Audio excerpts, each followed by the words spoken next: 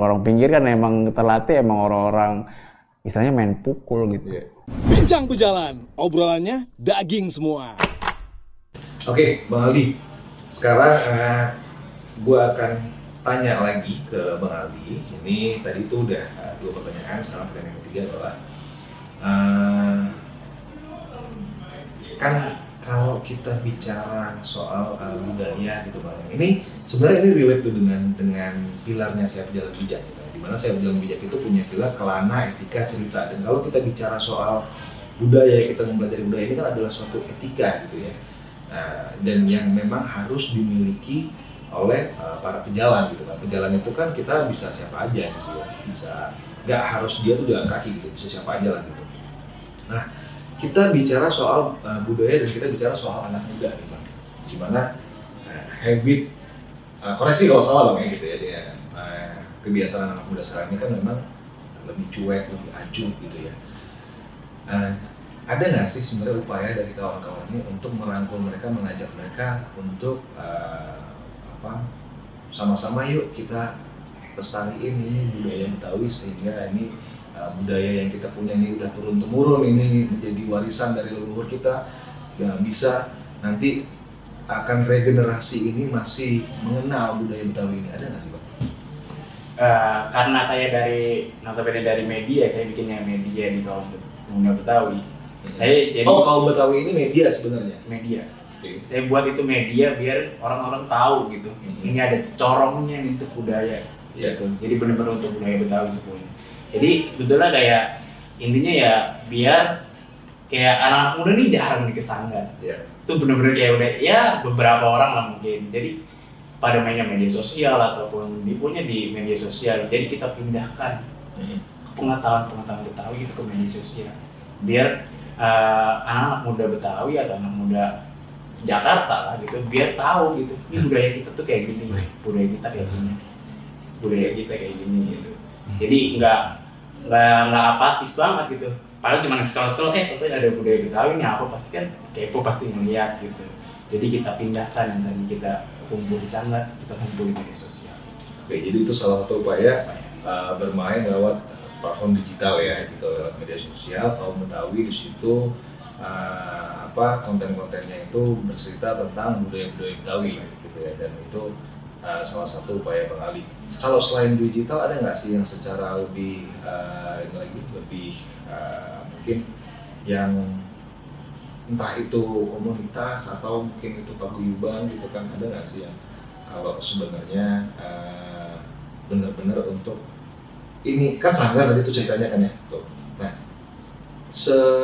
kalau kita bicara sanggar itu pasti kan yang datang di situ komunitas enggak, atau sanggar itu untuk umum atau untuk orang yang untuk umum ya. Nah di sanggar itu isinya itu kalau dipresentasikan lebih banyak anak muda atau orang tua?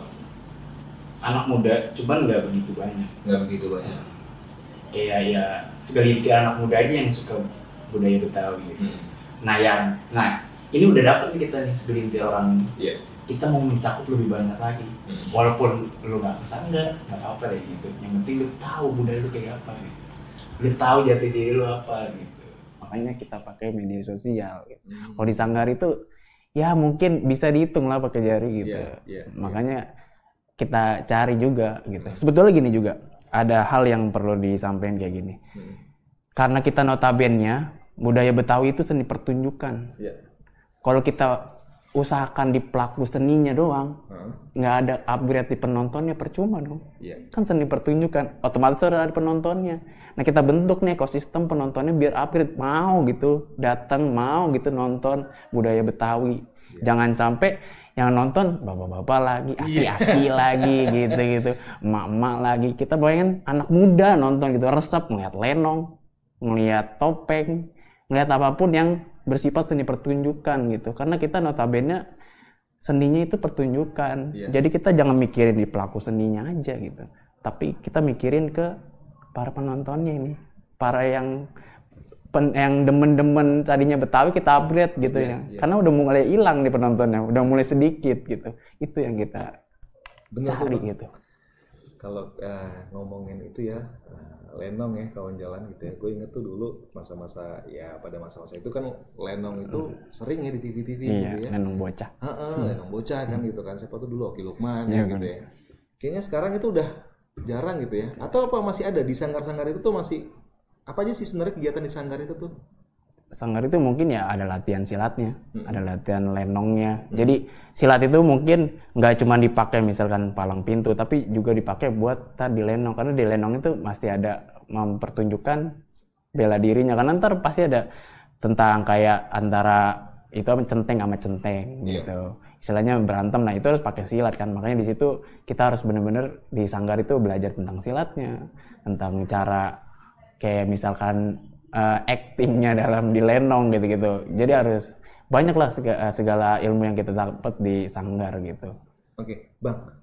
Jadi tadi kan itu kalau kita ngomongin soal bagaimana nih mengajak anak-anak muda ini, mungkin kalau seandainya tidak dikhususkan gitu ya,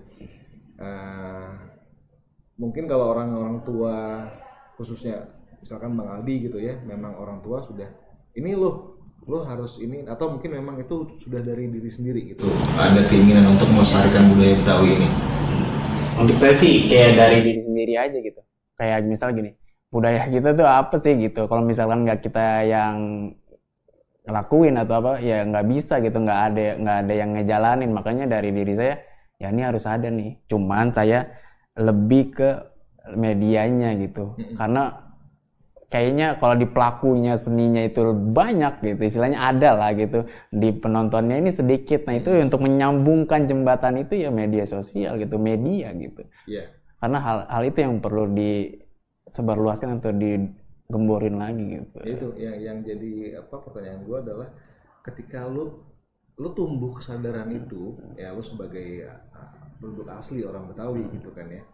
Nah, tumbuh kesadaran untuk melestarikan ini tuh memang datang dari jati diri sendiri atau sebenarnya orang tua menurunkan nih gitu kan?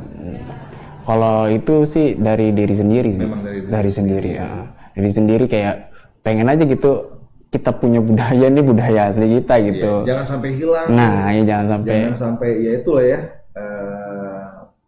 Mungkin dengan kebiasaan anak-anak muda sekarang mungkin yang lebih acuh gitu ya, harapannya tumbuh lagi nih Aldi berikutnya nih yang tapi itu kalau lu pernah nggak sih Bang mendata seberapa besar sih sebenarnya orang-orang yang nggak peduli gitu ya dalam hal melestarikan budaya ini gitu kan, atau mungkin jangan-jangan ternyata yang berminat untuk mengetahui atau pengen mempelajari budaya Betawi ini malah bukan dari penduduk aslinya sendiri gitu. Kalau minat untuk dari orang Betawinya sendiri itu lumayan banyak lah, istilahnya ada yang istilahnya mau lah gitu belajar hal budaya ini gitu. Lumayan banyaknya itu banyak lah berarti ya, atau memang lumayan banyaknya itu ada aja gitu. Ya dari tahun ke tahun sih mungkin ya udah lumayan bertambah gitu, nggak diam atau stagnan di situ aja gitu. Jadi tapi kalau dari orang luar juga lumayan banyak tertarik. Nah, karena kita budayanya menular. Oh, budayanya menular ya. Karena belum ada obatnya jangan-jangan. Menular belum ada obatnya tuh bahaya tuh. Iya, jadi kalau kita tampil ini kayak apa nih budaya Betawi kayak gini nih gitu. Gitu. Dari bahasanya aja mungkin lebih menular kalau kita ngomong. Bahasanya tuh pasti ya, kalau bahasa kan beda-beda ya kayaknya. Beda-beda. Karena Betawi juga kan terbagi-bagi ya. Terbagi-bagi. Ya. Nah, kalau Bang Aldi sendiri? Kalau saya sih Betawi pinggir ya jatuhnya. Bahasanya gimana tuh? Boleh dicontohin nggak kira-kira ini? Kira-kira ngomong apa gitu ya? Ya misalkan kita lagi ngapain sih nih gitu. Istilahnya tuh nyablaknya kelihatan gitu.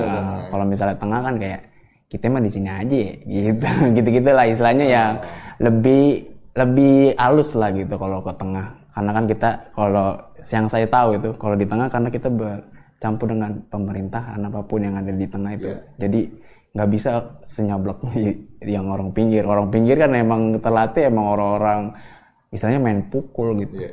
Kalau misalnya itu lah apalah gitu istilahnya disebut jadi gitu. Kayak apa dulu eta bujuk, pusing gitu kan ya. Kayak gitu-gitu ya. Sial dangkalan gitu. Istilahnya lebih lebih keras lah gitu karena kalau pinggir daripada di tengah.